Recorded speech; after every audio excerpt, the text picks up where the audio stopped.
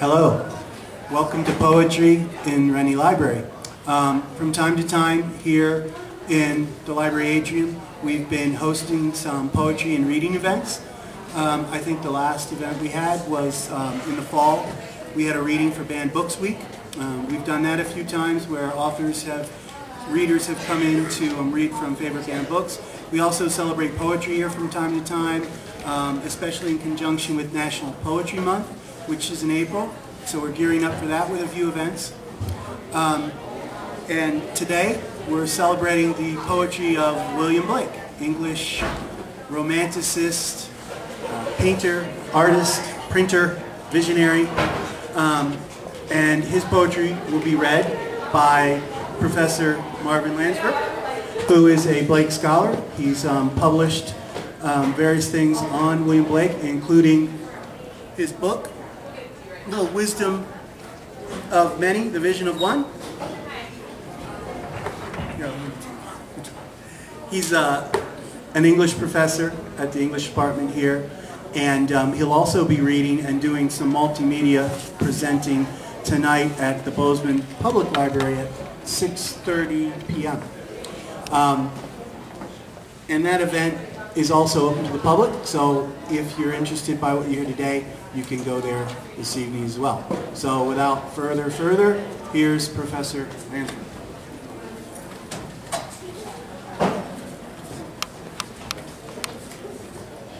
So, thank you very much. It sounds like I need to get awfully close to this thing, right? I got to stay right on it. Can you hear me? So, Blake was a weird poet, and I'm thinking any reading of his poetry that's true to Blake should also be somewhat weird. And the problem is I'm not that weird myself, so. But an event like this may be slightly odd, I guess, in one sense, because here I am making some noise in the library, and no librarian is telling me to be quiet. And I know librarians hate to be thought of under that stereotype as going around saying this, right? So, but I still think it's not noisy enough in here. So if I could ask you, those of you who are sort of listening, and even those of you who are paying absolutely no attention, if you could just give me a little bit. I'm going to count to 3, and when I count to 3, if you could all cheer really loudly.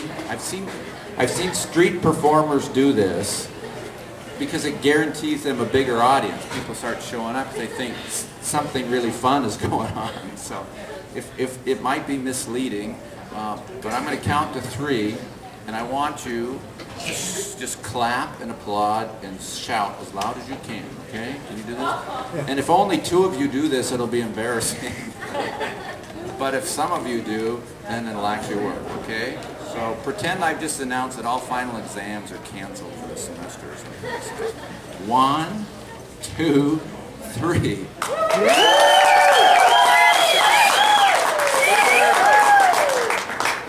That's not bad. Now, how about one other one, and this one's probably even harder, but my sister is a certified laugh, what do they call it, therapist or something? Have you seen that? I mean, it started in India where you sit around and laugh. You don't tell jokes, you just laugh. And I'm not planning on telling any jokes, but if you could, I'm going to count to 3, and I want you to laugh really loud and weirdly, right? I mean, Blake's weird, you can be weird, everybody can be weird. So I'll count to 3, everybody laugh as if I've just told you. I mean, I've got some funny jokes, but most of them I can't tell on campus in public. So 1, 2, 3. I'm bad at laughing like that myself. If you've ever been to one of those laugh exercise classes, have you ever been to one of those? They're the weirdest things. People standing around laughing at nothing. Anyway, thank you for humoring me, at least. And what I'm doing, as you've heard, is tonight giving a presentation on William Blake. Not really just a lecture, but a presentation. And this afternoon isn't even a presentation or a lecture, it's a reading. So just a tiny bit more about who it is I'm reading. As you've heard, William Blake is an English romantic poet, and his date, 1757 to 1827. So the last half of the 18th century into the 19th. And what he was a visionary who looked around and saw things that you and I don't see, literally. And he painted them and wrote poems about them. So he was a mystic and an early critic of all of this. And when I say that, he was even a critic of libraries. In fact, everything about the modern world that was emerging in his day, he had grave suspicions about. And yet at the same time, he's often identified himself as a precursor in many ways in his literature, his writing, and his thought, a precursor of modern thought. So a modernist who doesn't like the modern emerging is not a bad way to think about Blake, and not a bad way to think about this world we live in, certainly, which is also full of paradoxes.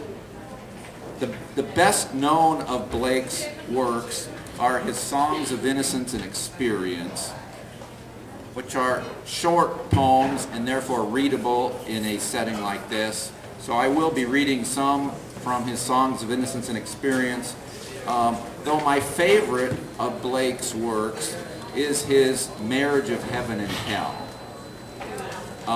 And so I'll take my own privilege at the mic to read a bit from this as well, which has been called one of the most perfect books ever made.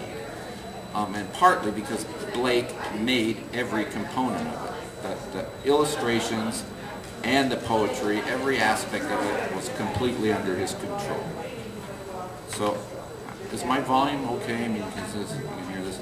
So, I'd like to start with actually a little bit of an assignment. This is a mental assignment, so you don't have to do anything right now. But Blake's Songs of Innocence and Experience, the poems that make up this book, he wants readers to think a lot about innocence and experience. So I want you to think about that too. And I need half of you, so I'm just going to draw a line right there. If you guys could be innocents, it just doesn't mean anything. So you just say, okay. And if you guys could be experience, and at least be thinking about that, and I might have a few questions along the way, and then you can shout back something to me. But it's not like there's no test right now. So I also need a volunteer, somebody that's willing to be meaning boy or meaning girl, and without even knowing what that means. Have I got any volunteers that are just willing to? Okay, that's you. So you're meaning girl, okay? So after I read one of these poems, now and then I'm going to look at you, and your job is to, think about Oliver Twist, you know, in the musical version of Oliver when he comes up and kind of stutters and says, "Please, can I have some more?" You know that scene? Anyway, so if after I read a poem, if you could say, but what does that mean? Okay? That's your job. That's your job. What does that mean? And the rest of you, when you hear her ask that question, I would like your response to be the same as it is in the movie Oliver. Can you remember what they all do when he goes up and asks that? Everyone else just gasps, okay? So you hear that question, the rest of you just go, okay? All right? I'm not asking for much. All right. I think that's my assignments. Yeah, and then when I get to the Marriage of Heaven and Hell, I've got actually a little bit more that I need to hand out and have a few of you help me participate in. But I'd like to start with Blake's best known poem. In fact, it's said to be the best known poem in English. I don't know the source of that statement, but you hear it all over the place. Blake's poem, The Tiger, is one of the best known poems of any poems in English, and I'll bet even some of you have heard of the poem The Tiger, correct? Okay, instead of just reading that, what I'm going to try to do is play a version of it where Greg Brown is singing that poem on a CD. We'll see if this works.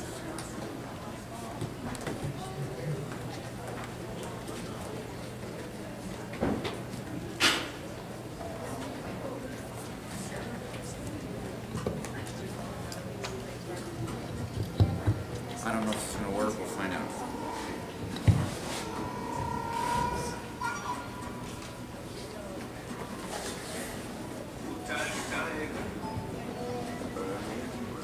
Do you hear that at all? In the forests of the night, It's coming. what immortal or I could frame thy fearful symmetry.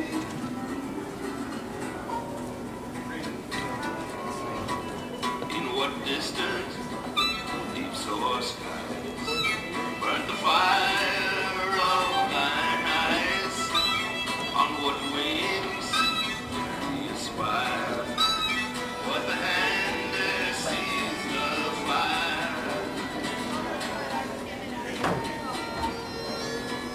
And what shoulder and what art would twist the sinews of thy heart? And when thy heart beats, what dread hand and what dread feet?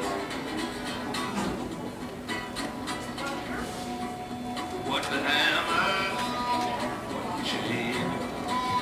In what furnace was that rain? What the anvil, red grasp, there its deadly terrors clasp.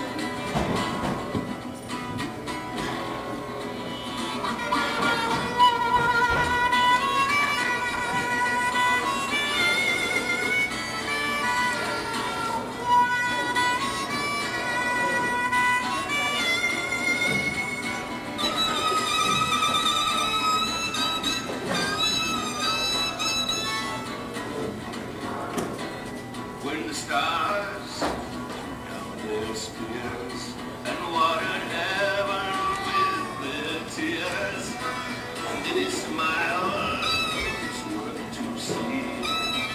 Did he who made the lamb make thee? Tiger, tiger, bright in the forests of the night, what immortal or I dare frame thy fearful symmetry?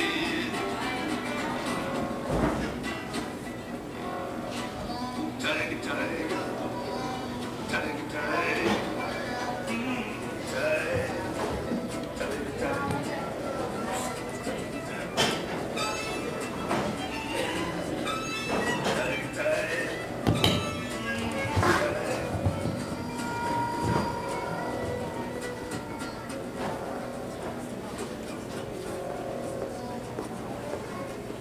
Okay. If I were actually playing that, that'd be more impressive, I think. But I don't know if you could hear those words. I'm just going to read that poem also. So hold your cue here for one more minute. I don't know if you could hear those words coming out, but here's Blake's The Tiger, his best known poem, and the world's best known poem in English. Is that really true? If you answer that on a trivia question, that's probably the one that they want. The Tiger. Tiger, tiger, burning bright in the forests of the night, what immortal hand or eye could frame thy fearful symmetry? In what distant deeps or skies burnt the fire of thine eyes? On what wings dare he aspire? What the hand dare seize the fire? And what shoulder and what art could twist the sinews of thy heart? And when thy heart began to beat, what dread hand and what dread feet? What the hammer, what the chain, in what furnace was thy brain? What the anvil, what dread grasp, dare its deadly terrors clasp? when the stars threw down their spears and watered heaven with their tears, did he smile his work to see? Did he who make the lamb make thee? Tiger, tiger, burning bright, in the forests of the night, what immortal hand or eye dare frame thy fearful symmetry? That's your cue. Now, why are you all gasping? Because I asked you to, but a good reason to gasp if someone asks that when you read a lot of types of poetry is, I mean, that's not a great question to ask about many poems. Sorry. So to say, what does it mean? I mean, certainly it's interesting to talk about, but poetry is sometimes better questions. This is one I often start with when I'm reading any poetry, is not what does it mean, which is a bottom line question, but it's what do you recognize in those words, or what do you recognize because you've just heard those? And this isn't a venue really to have a conversation about poetry, but if you just be thinking about, from that poem, what does it make you recognize? And I'm still going to cue you again, okay? You're going to be afraid to ask. One question about that, I mean, was that a poem of innocence? Half this book are Blake's songs of innocence, half are songs of experience. Was that innocence or experience? It's in Blake's side of experience, but if you said innocence, you're not wrong, because I've told you, you guys are on the innocent side, so that's how you see things, right? And you can certainly read that poem from the point of view of innocence, and Blake invites you to read all these poems in both ways, and I'll be talking about that more tonight. But one way is, each time he printed up copies of this book, he shuffled the poems, so they weren't always in the same section, which is a bizarre thing to think about. The partner poem in Innocence of the tiger is the lamb, so I'll read that with the tiger still floating above us. You can't see the pictures, we didn't plan on projecting, but all these poems Blake has illustrations to as an acid-based etching system he invented. The lamb. Little lamb, who made thee? Dost thou know who made thee? Gave thee life and bid thee feed by the stream and o'er the mead, gave thee clothing of delight, softest clothing, woolly bright, gave thee such a tender voice, making all the vales rejoice. Little lamb, who made thee? Dost thou know who made thee? Little lamb, I'll tell thee. Little lamb, I'll tell thee. He is called by thy name, for he calls himself a lamb. He is meek and he is mild. He became a little child. I a child and thou a lamb. We are called by his name. Little lamb, God bless thee. Little lamb, God bless thee. And if that sounds a bit like a prayer or just a children's poem, I mean, Blake's Songs of Innocence and Experience are read still today to kids, you know, as bedtime prayers, bedtime poems. Although, if the parents were explaining what some of these mean, I think it might terrify the children, actually, to see into some of his imagery. A few more from Songs of Innocence and Experience, and then just a bit from Marriage, Heaven, and Hell. This is a pair of poems called The Chimney Sweeper, and Blake has the similarly titled poem in each of the two sections. So I'll just read one from Innocence and one from Experience so you can hear the difference. The Chimney Sweeper. When my mother died, I was very young, and my father sold me while yet my tongue could scarcely cry, weep, weep, weep, weep. So your chimneys I sweep, and in soot I sleep. There's little Tom Dacre who cried when his head that curled like a lamb's back was shaved. So I said, hush, Tom, never mind it, for when your head's bare, you know that the soot cannot spoil your white hair. And so he was quiet, and that very night, as Tom was a-sleeping, he had such a sight that thousands of sweepers, Dick, Joe, Ned, and Jack, were all of them locked up in coffins of black.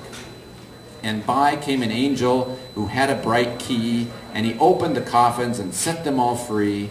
Then down a green plain, leaping, laughing, they run, and wash in a river and shine in the sun.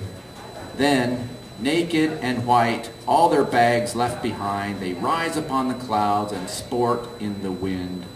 And the angel told Tom if he'd be a good boy, he'd have God for his father and never want joy.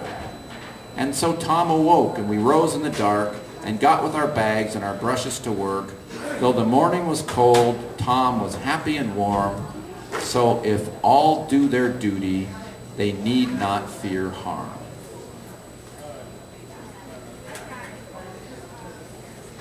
What does it mean? And you say what? As a song of innocence, I mean, you can imagine that's a song about a little chimney sweep who's living a miserable life, certainly, right? But he's having wonderful visions, and then the last line of that poem says, do what you're supposed to do, and everything will be fine. That's not really Blake's point of view in life. And so already in the Songs of Innocence, he's asking you to think about it from this side of a point of view, certainly. Here's the other one from experience. It's shorter. It's called The Chimney Sweeper, with capital T-H-E as opposed to the other one. A little black thing among the snow, crying, weep, weep, in notes of woe. Where are thy father and mother, say? They are both gone up to the church to pray. Because I was happy upon the heath and smiled among the winter's snow, they clothed me in the cloths of death and taught me to sing the notes of woe. And because I am happy and dance and sing, they think they have done me no injury, and are gone to praise God and his priest and king, who make up a heaven of our misery. It's a darker poem. And certainly Blake didn't like organized religion of any kind, even though he was highly religious. And partly the reason he didn't like organized religion is because he didn't like anybody telling him what to do, ever. That's one reason why I like him so much. That's one reason why I'm an English professor. No one tells me what to do most of the time. I'm going to read A Poison Tree, which is just a great poem.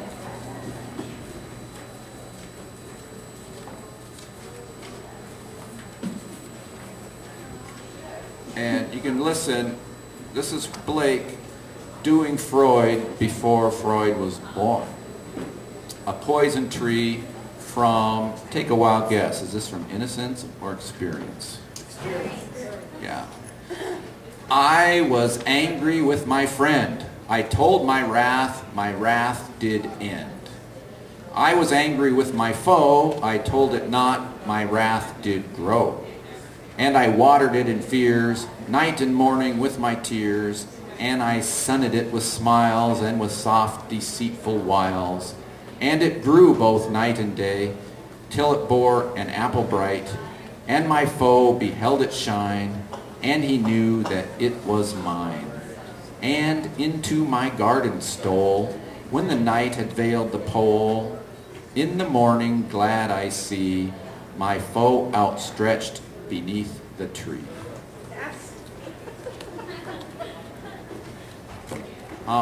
I'd like to just read a couple things from Marriage of Heaven and Hell, and for this I need your help. The very opening of this has this weird refrain, unexplained. It's a line, and I'd just like you to shout this line all together, okay? It shows at the beginning and then at the end, so I'll teach it to you. It's Rintrah, and Rintrah is one of his mythic deities. I mean, he makes him up. Rintrah roars and shakes his fires in the burdened air. So Rintrah roars and shakes his fires in the burdened air. Is this going to be too hard? I mean, that's one. And then, hungry clouds swag on the deep. So that's it. So let's just practice that one more time. Yeah, I know. It's 2 lines. Rintrah roars and shakes his fires in the burdened air. Hungry clouds swag on the deep. Okay, so that's your line. Ready? Now you're going to say that without me. Right? Well, I'll tell you in a minute. So, okay, well, I'll say it with you one more time, and then I'm just going to read. This is the very beginning of the marriage, heaven, and hell. And then a few pages later, Blake breaks into his Proverbs of Hell. And this doesn't mean Blake is a Satanist, but in some ways, it means he was a critic of everything he saw, including the church. So, the argument, Rintrah roars and shakes his fires in the burdened air. This is you, right? Hungry clouds swag on the deep. And it continues. Once meek and in a perilous path, the just man kept his course along the vale of death. Roses are planted where thorns grow, and on the barren heath sing the honeybees. Then the perilous path was planted, and a river and a spring on every cliff and tomb, and on the bleached bones red clay brought forth, till the villain left the paths of ease to walk in perilous paths and drive the just man into barren climes. Now the sneaking serpent walks in mild humility, and the just man rages in the wilds where lions roam. Here's your cue. Rintrah roars and shakes his fires in the burdened air. Hungry clouds swag on the deep. Traditionally, an argument at the beginning of a poem is a short summary, clear, that tells you the plot of what follows, so you know what's going to happen. I mean, this is the contrarian Blake throwing something very strange at you, saying, here's my easy summary of what follows. And what follows is even more confusing than that, to some extent. But in many ways, it's not that confusing because we're not really supposed to just be asking, right. I mean, instead you ask, what in that do I recognize? And if somebody, you recognize anything in that, you could tell me if you, anything? Thorns and roses. Sound like, yeah. Sounds like what? A rock and roll group, Thorns and Roses. No, that sounds not quite right. I mean, partly, it should remind you a little bit of the book of Genesis and the creation fall story. I mean, sneaking serpent, somebody getting banished from a garden. I mean, Blake is rewriting the book.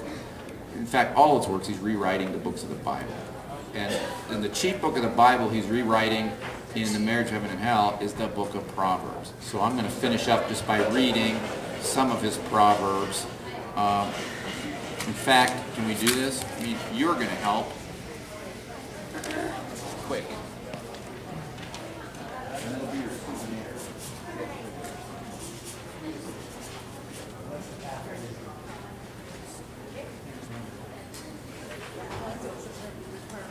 You don't have to memorize Rintrah.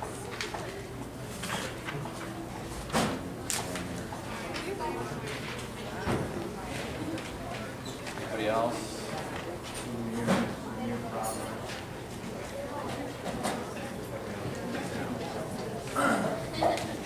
All right.